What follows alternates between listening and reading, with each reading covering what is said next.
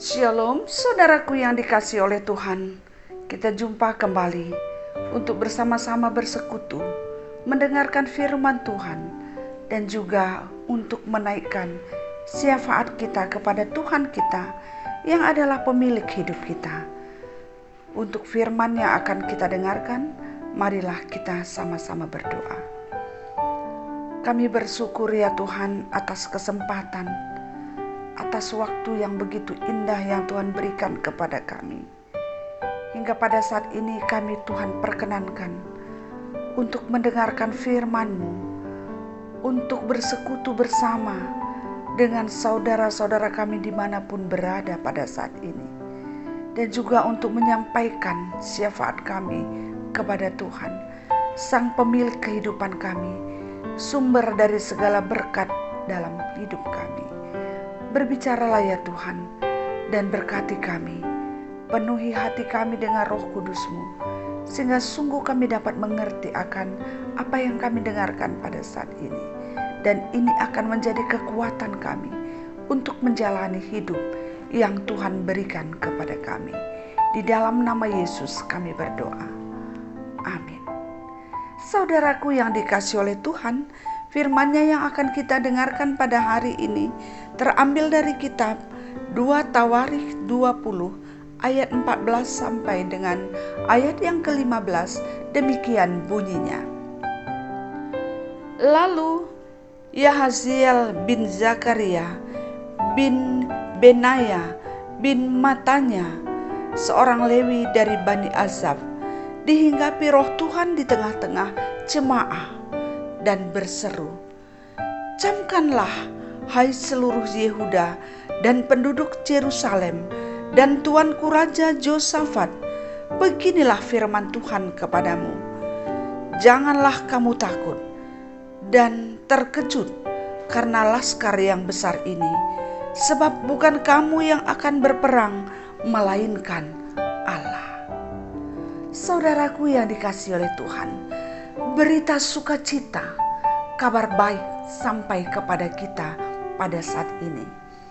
Karena Tuhan selalu ada bersama dengan kita di dalam setiap perjalanan hidup kita, dalam menghadapi setiap persoalan yang kita rasakan. Dan Dia katakan kepada kita bahwa Dia yang berperang bersama dengan kita.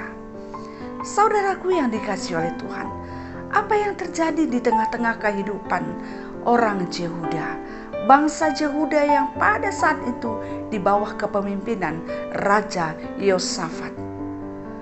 Bangsa ini taat dan patuh kepada Tuhan. Kepemimpinan Raja Yosafat membuat bangsa pada waktu itu menghapuskan segala jenis yang berbentuk Baal atau Allah-Allah lain yang mereka sembah sebelum dia menjadi raja. Raja Yosafat membawa bangsa ini untuk benar-benar 100% memuji Tuhan, menyembah Tuhan, dan berharap kepada Tuhan. Sehingga dalam beberapa peperangan dia menang karena Tuhan beserta mereka. Dan banyaklah bangsa yang merasa kagum terhadap mereka, sehingga banyak bangsa yang memberikan hadiah atau bingkisan-bingkisan kepada bangsa ini, sehingga ketika kepemimpinan Raja Yosafat, bangsa Yehuda kaya. Maka apa yang terjadi? Pada satu saat bangsa Amori dan bangsa Moab menyerang mereka dengan laskar yang begitu besar dan begitu gagah, sehingga bangsa ini khawatir dan ketakutan. Tapi dalam ketakutan dan kekhawatirannya, dia bersama-sama datang kepada Tuhan. Dia menyatakan isi hatinya, dia mengungkapkan ketakutannya kepada Tuhan, dan dia nyatakan kelemahan dan ketidakberdayaannya. Dan dia memandang Tuhan. Mata hatinya, mata imannya, matanya tertuju kepada Tuhan dengan penuh harapan. Tuhan menolong mereka. Dan mereka semua berdiri di hadapan Tuhan dalam permohonannya. Sehingga pada saat itu seorang nabi Yahaziel bin Zakaria bin Benaya bin Matanya berseru, berkata kepada mereka yang pada saat itu dihinggapi oleh Roh Tuhan. Dia katakan, "Camkanlah hai seluruh Yehuda dan penduduk Yerusalem dan tuanku Raja Yosafat." Camkanlah, itu artinya bahwa dengarkanlah, ingatlah, peganglah, ketahuilah. Jangan lupakan, jangan abaikan, tapi percayalah. Dia katakan bahwa beginilah firman Tuhan kepadamu. Jangan takut dan terkejut karena laskar yang besar ini. Kita bisa bayangkan bagaimana situasi mereka ketika mendengar firman ini. Dalam situasi mereka ketakutan, dalam situasi mereka kecemasan, khawatir. Dan nabi ini mengatakan, jangan takut. Tentu bagaikan tanah yang kering dan tiba-tiba datang hujan. Bagaimana senangnya, bagaimana sukacitanya, bagaimana leganya bangsa ini mendengarkannya. Karena dia katakan juga, bukan kamu yang akan berperang, melainkan Allah. Saudaraku yang dikasihi oleh Tuhan, perbuatan mereka, hati yang mereka, harapan mereka yang sungguh-sungguh kepada Tuhan tidak sia-sia. Karena Tuhan memberikan jalan keluar, perlindungan terhadap bangsa ini. Sehingga dia katakan, jangan takut, Allah yang akan berperang, bukan kamu. Artinya bahwa mereka, bangsa ini tidak ada apa-apanya. Kekuatan mereka tidak diperhitungkan oleh Tuhan. Tenaga mereka, pikiran mereka tidak diperhitungkan oleh Tuhan. Tapi Tuhan sendiri yang bekerja, berkarya, dan berperang melawan orang Amori, laskar yang besar dari Amori dan dari Moab. Saudaraku yang dikasihi oleh Tuhan, apa arti firman ini bagi kita pada hari ini? Barangkali pada saat ini juga kita mengalami banyak ketakutan, banyak pergumulan, banyak kegelisahan akibat berbagai-bagai persoalan dan tantangan hidup yang kita alami. Sehingga ketakutan itu, kekhawatiran itu mempengaruhi ke hati kita yang membuat kita tidak bahagia, tidak nyaman, tidak merasa nyaman dalam menjalani kehidupan kita. Tapi melalui firman ini kita diingatkan, pandanglah Tuhan. Tertujulah mata hati kita, mata iman kita, mata pengharapan kita kepadanya. Maka dalam menghadapi segala sesuatu, Tuhan akan berperang, bukan kita. Mungkin banyak persoalan yang kita rasakan. Mungkin tentang penyakit, tentang ekonomi rumah tangga, kenakalan anak-anak, atau ketidakharmonisan kita dalam rumah tangga, atau ada pergumulan-pergumulan lain yang kita rasakan, yang membuat ada rasa takut di dalam hati kita. Saudaraku yang dikasihi oleh Tuhan, pada saat ini seluruh kegelisahan dan ketakutan kita, kecemasan kita, bawalah kepada Tuhan. Nyatakanlah kepada Tuhan dengan jujur, ungkapkanlah seluruh hati kita kepada Tuhan. Maka Dia mendengarkan kita. Dia akan memperhitungkan apa yang kita lakukan, apa yang kita pikirkan. Tuhan akan melihat, Tuhan akan memahami seluruh ketakutan dan kecemasan kita. Dan Tuhan akan memperhitungkan harapan kita kepadanya, iman kita kepadanya, pandangan kita kepadanya. Sehingga saudaraku yang dikasihi oleh Tuhan, Dia katakan kepada kita saat ini, jangan takut. Jangan takut. Dia katakan, jangan takut, aku yang akan berperang melawan semua musuh.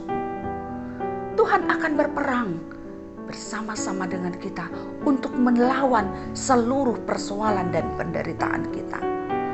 Baik melawan penyakit, melawan kesulitan atau masalah ekonomi rumah tangga kita, melawan pergumulan-pergumulan yang lain, maka Tuhan yang akan di depan dan kita akan selalu dilindungi dan diberkatinya. Percayakanlah seluruh kehidupan dan pergumulan kita kepadanya. Amin. Kita berdoa.